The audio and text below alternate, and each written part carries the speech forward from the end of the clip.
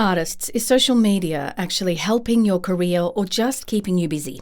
A well-known acting coach says it's distracting performers from the real industry and any artist in that situation, really.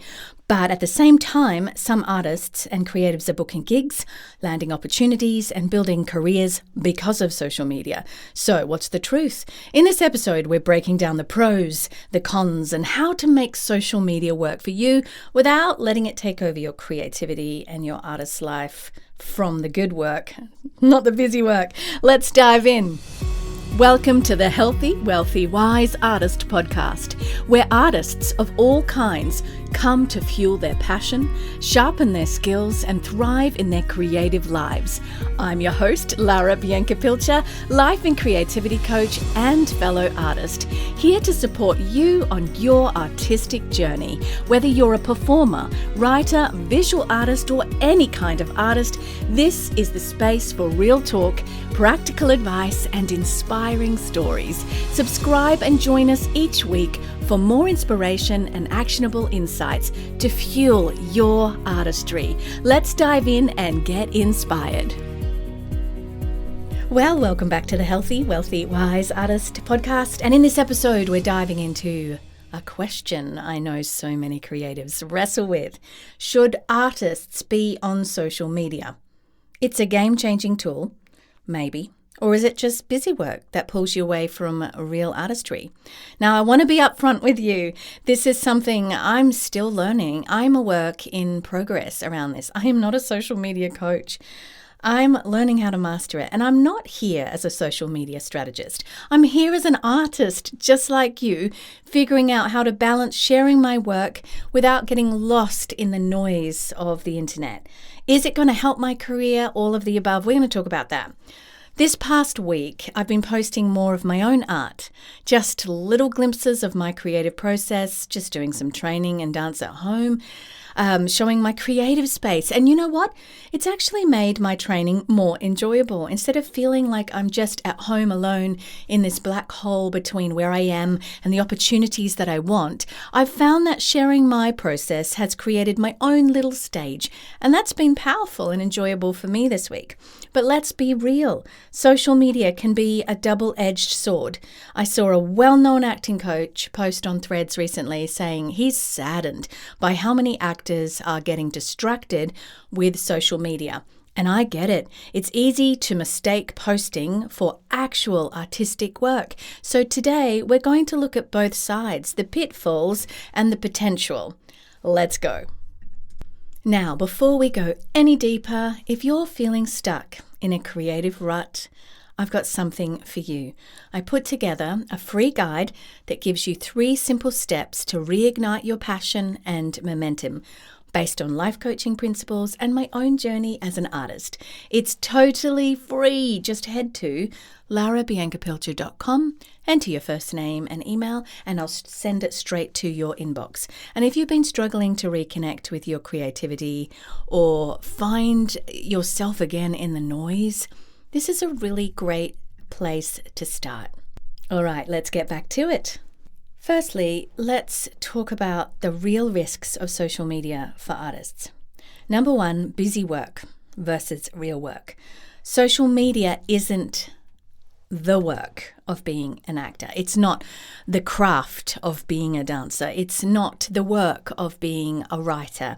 It's not the craft of being a visual artist. And if we're not careful, it can take so much time and energy away from your actual training, your writing, your painting, or your rehearsing that we need to be doing as artists, let's be honest. And I come to you knowing this because I've been in these situations, caught up in busy work, the business of art rather than the actual craft of art. Number 2, the validation trap. I think we've all been there, posting something, checking back to see if we got the likes, wondering why one post did well and another flopped. And if we're not careful, that external validation can start to shape what we create. And also it can actually become noise as an artist in our actual creativity, because we're in what I call the black hole of, this is where I am today, working my day job, and this is a hypothetical, by the way, working my day job, and then there's this big black hole that I'm in right now between where I am and where I want to be going. And where I see myself, and I'm just sort of in the grind of that. That's the space a lot of us sit in a lot of the time. And we are wanting the validation of the success of being that successful artist that we see on social media. And we start to search for that validation through our social media. So be careful of that, because it can detract from the actual work of being an artist. And number 3, the echo chamber. Here's the real question. Is your engagement actually leading to real opportunities as an artist, or are you just chasing numbers? Because followers and likes don't necessarily mean career growth for an artist. Now, of course, I'm presenting both sides. It's almost like a debate with myself and with you. But the other side, let's go into part 2, is how social media can create massive opportunities. And visibility does create opportunity. And I've been saying that this week. If you don't show up in the world in one way or another as an artist when you're in that black hole, and take that initiative, or any time, black hole or not, how is people going to actually see you and know what you do and know you as an artist? I've seen artists completely change their careers through social media and whatever that is, whether it's YouTube or Instagram or TikTok, although I'm not sure where TikTok is at the moment with what's going on in the world. But not because they chased trends, but because they showed up consistently with their work and they were real. This is a big key, and authentic and vulnerable. Or just freaking hilarious, funny, or entertaining in some way. Here's some real life examples that I've actually seen. Number 1, an actor that I know using social media to create work. They're hilarious. Their skits are so freaking hilarious. And basically treating, actually for her, it's been Facebook. That's where I found her, which is funny because a lot of people are not using it in that way. But she's using it as her own personal showcase, and admits that when she started, she had no idea that it could become a career. And because of that, she's gaining serious traction. It's putting her in front of the right people, and she's in control of her own visibility. And she's actually an Australian, but now just recently got flown to Los Angeles and America to work on some acting projects because of that funny comedies that she creates using only herself and no one else. So there's that, people. Oh goodness, I just realised that who I'm about to talk about is also Australian. Not intentional, didn't think about it at all. But a second person that I'm really inspired by and is very famous now in America, in Australia, and I don't know where else. I would imagine everywhere, the UK. Celeste Barber.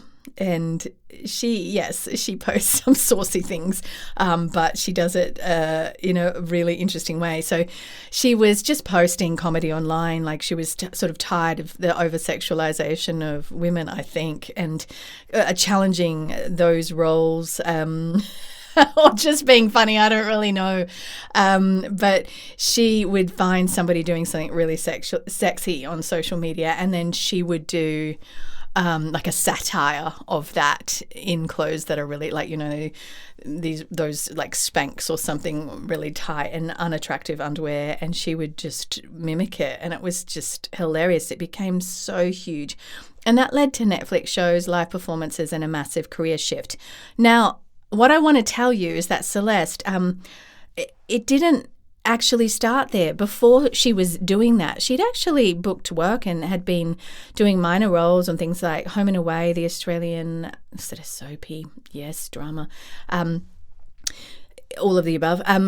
But that didn't happen because she was waiting for a casting director to notice her. She did have some acting roles and minor success, but she found something true to her and something unique, and showing up that way has actually changed her whole life. And instead of booking minor roles, she's booked leads in Netflix, and she's got her own show, and it's just incredible. Number 3, a dancer that I see on social media, and I've left some names out because I haven't asked permission, but other ones like Celeste. I mean, she's just too famous to ignore.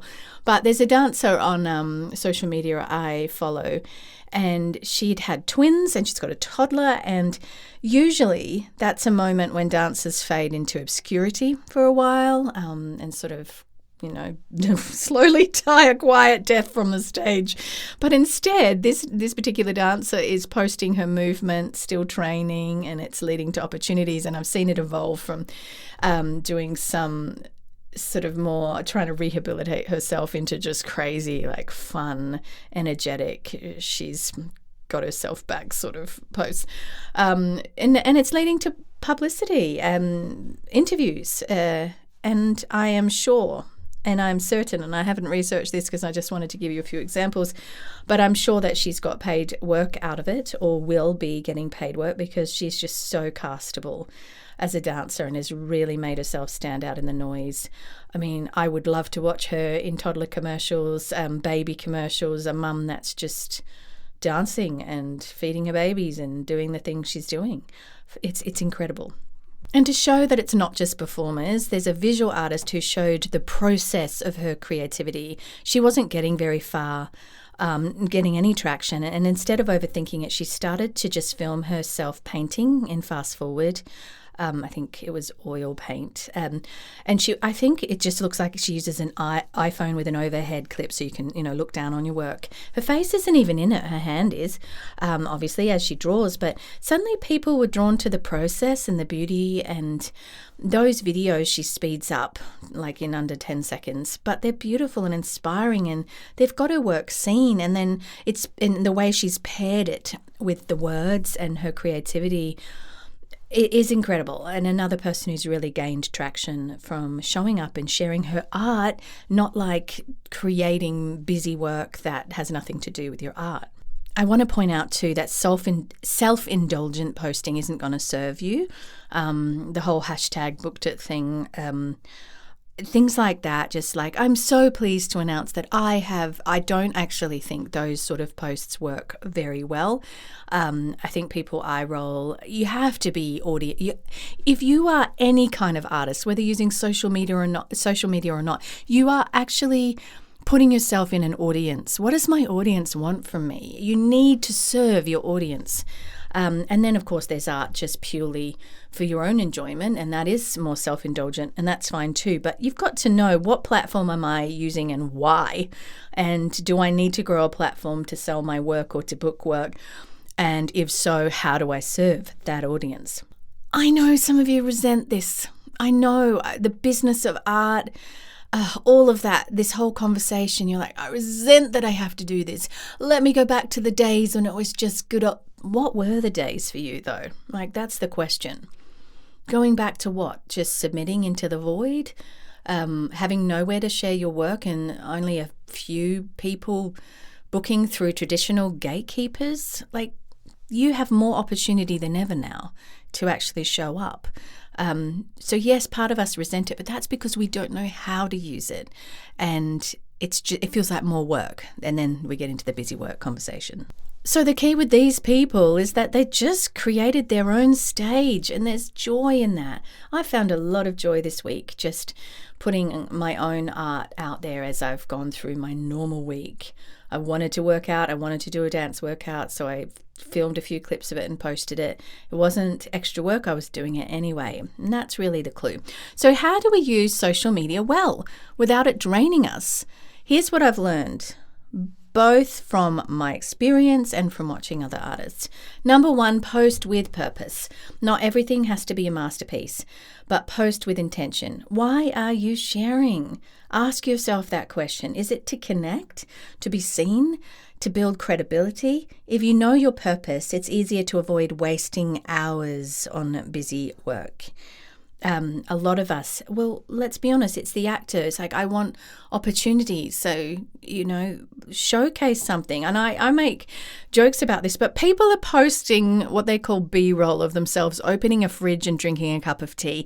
And we're artists and we have so much to bring to the world. And so post with purpose, post for others. And if you know it, you're going to avoid time on busy work. Number two, Focus on process, not perfection. Just share your work. And yes, sometimes that means sharing your messy, unfinished, crappy, imperfect work. That's the part I've had to be brave about, showing up even this week as, what I call a former dancer who actually is like, no, I'm going to just dance for myself in this season, even though I'm more focused on acting, writing and coaching. Show up before it's perfect. Is my facility perfect in terms of a dancer's point of view, whatever that is? No, but I decided I'm going to show up right now as I am. So show up, show your process. You can't obviously copyright things, like if you're doing a self-tape as an actor and you've got someone else's script, you can't show that. But you could show yourself setting up for it. You could put some music over you, just doing it, just actually doing the work of an artist and saying how you felt and do a voiceover. I mean, you can be creative with it. All right, number 3, you're going to get better as you go. The first 100 posts that you post probably aren't going to be that great, like anything with art, but they're going to teach you what works. The key is interaction, iteration, post, analyze, adjust, keep creating. And again, if this isn't what you want to do, you don't have to. This is just an opportunity, if you want to, an invitation to show up as an artist. Again, people posting themselves drinking a cup of tea, there's a platform here. And visibility creates opportunity. And number 4, set boundaries. Social media shouldn't take over your real work. Batch your content, set time limits, post, engage, and then get back to your craft. Try to bring it in, like if you are a little organized like me, like after this, I'm going to do a home workout after recording this episode, and I'll probably grab my camera and just grab a clip of something so that I can make a very short little reel. It's really not going to take much of my day at all, and that's what we need to avoid, kind of going into this vortex of not really knowing why we're posting, but just doing it for validation, and it's all just noise and blur. Get intentional and actually go, what are my goals? And I can help you with that. Don't forget, if you don't have clarity on what you want and you're not really sure, just book a coaching session with me and I'll help you to get some clarity in the noise of your life so that you can actually make progress. So where does this conversation lead us? Social media isn't good or bad. It's about how you use it. It can be a massive distraction, or it can be a tool that helps you create your own stage. The thing is as an artist, you need to show up, unless it's just your own private creative expression. Fantastic. I commend you. But often people I'm talking to on this podcast are people that want to do more. They want their art to be more than just their own thing. So if that's you, if I'm speaking to you, then showing up is going to create opportunities for you. And you might not decide to show up online, but whatever you do, you need to show up somewhere, choose somewhere. So it's not bad or good, but it can be a massive tool to help you create your own stage. But if you don't have clarity on what you actually want, and you don't sort of you're just posting everything, like me at this shopping center, me with my friend, that's great for your friends, but that's not what actually builds your audience, because your art is what's going to build your audience. The other stuff is indeed distracting in terms of your life, because it's not that, unless you just enjoy posting and sharing with your friends. That's fine too, but get clarity on what your goals are so you can actually move the needle. If you're feeling creatively stuck and want to move your art forward, I'd love to help. Don't forget, I'm a professional certified coach with ICF, International Coaching Federation, and I work one-on-one with artists who need clarity, momentum, and a way forward. If that sounds like you, head to laurabiancapilcher.com to book a session, email me, at least start the conversation, and we can go from there. And don't forget, if you want to jumpstart your creative momentum, grab my free guide, Stuck in a Creative Rut. This doesn't cost anything. Just go to laurabiancapilcher.com. You'll see it on the homepage. Download it. If today's episode resonated, I always have trouble with that word, don't I? Resonated with you, let me know. Screenshot the episode, share it in your stories, tag me. I'd love to hear your thoughts. And I'll see you next time, friends. Keep on creating. I'm with you on the journey. Thank you for tuning in to the Healthy, Wealthy, Wise Artist podcast. If you enjoyed today's episode, don't forget to subscribe so you'll never miss an inspiring conversation or actionable insight. You can read the show notes and learn more at larabiancapilcher.com. And be sure to share this episode with fellow artists who could use a little extra inspiration. Until next time, keep creating, stay audacious, and remember, your artistry matters.